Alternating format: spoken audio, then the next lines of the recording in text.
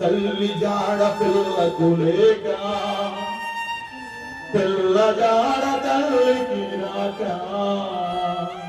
పుట్టకొకరి చెట్టుకొకరై అనాథులై ఏడ్చే రోజు, అనాథులై ఏడ్చే రోజు వస్తుంది. ఆ రోజు నువ్వు ఎంత ఏడ్చినా, ఎంత చచ్చిపోతున్నాను బాబోయ్ నన్ను రక్షించండి ఎవరు నీ దగ్గరికి రాడు. ఎందుకో తెలుసా?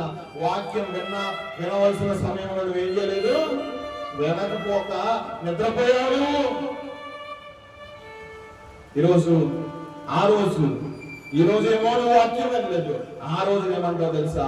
అయ్యో నాకు వాక్యం కావాలి, అయ్యో నాకు వాక్యం కావాలి. ఎవడెవడ ఆ రోజున ఎవడ పని ఆడితే, ఎవడ రక్షణ వాడితే, ఎవడ పని ఆడితే ఎవడ రక్షణ వాడితే.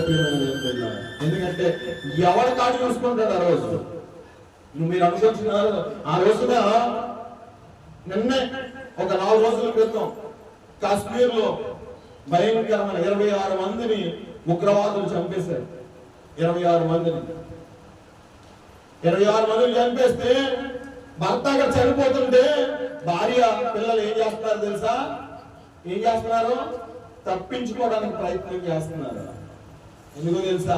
ఆ రోజున ఎవరి ప్రాణాన్ని రక్షించుకోవడానికి వారే పోకలాడుతారు, కానీ నీ ప్రాణం కోసం ఎవరో చూడరు. హల్లెలూయా, హల్లెలూయా.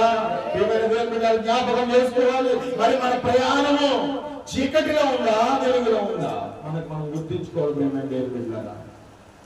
మనం గుర్తించుకోవాలి. ఈ రోజు మనం గమనించినట్లయితే, ఒకవేళ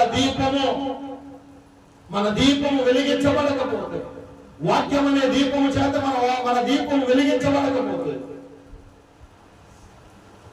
వాక్యము చేత మన దీపం వెలిగించబడకపోతే మొట్టమొదటిగా మనం ఎక్కడ ఉంటాము? అపవాది యొక్క బిడ్డలంగా మారి